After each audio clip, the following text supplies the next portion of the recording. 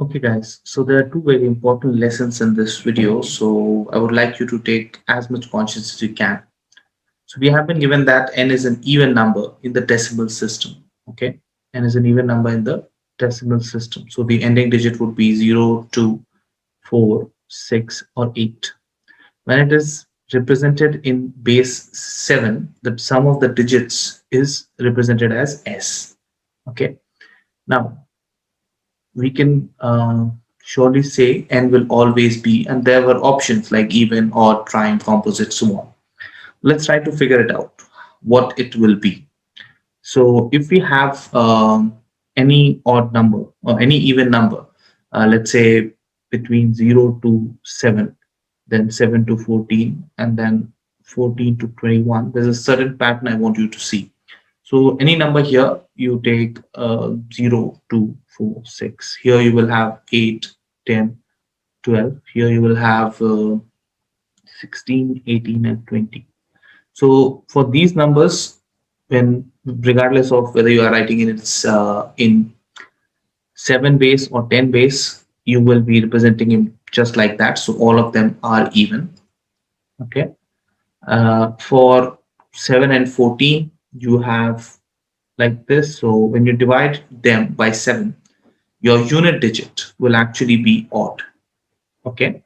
When you try to convert it into base 7, okay, when you take this, the remainder, the unit digit will come here. So whether it's 8 or 10 or 12, the unit digit will be odd.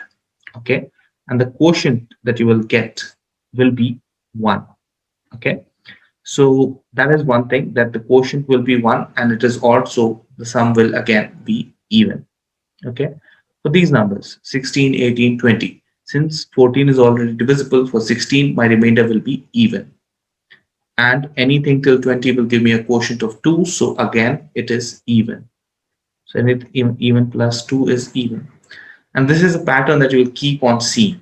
Okay. The reason is when you take this, look at this particular thing, it will be pretty apparent to you. This is odd, odd, odd, even, even, even. Okay.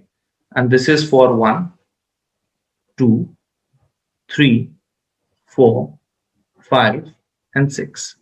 So any number, any even number that comes between these two will have a quotient which is even, because you are adding, okay, how much away from 14 it is. Since 14 is even, 16, 18, 20 would all give me an even remainder, and the quotient is 2. So my sum of the digits in base 7 will always be even. For the odd scenarios, my remainder will also be odd. For example, here 36, it is only remainder 1. 38, it is only remainder 3. So my remainders are odd, and the odd will be having a quotient odd as well. Sum of both of these two, basically unit and 10th digit, will give me an even number.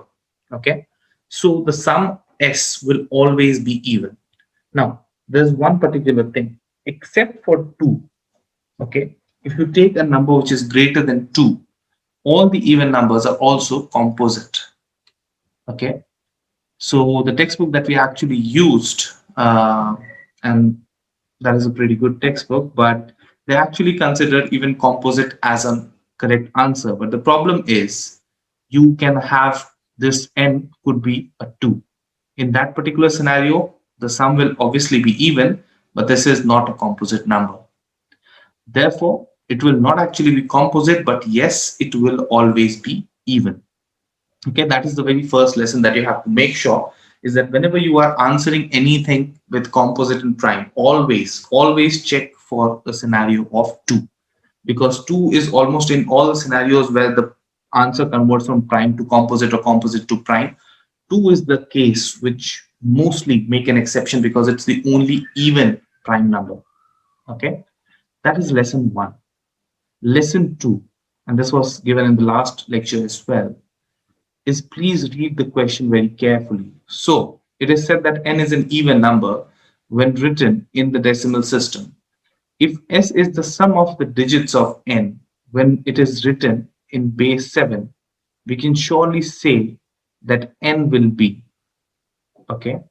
So here I know that n is already even number. It is given in the question itself. So there's no sense in saying that, okay, we have to calculate all of this. You can directly say, yeah, n is an even number. That's it.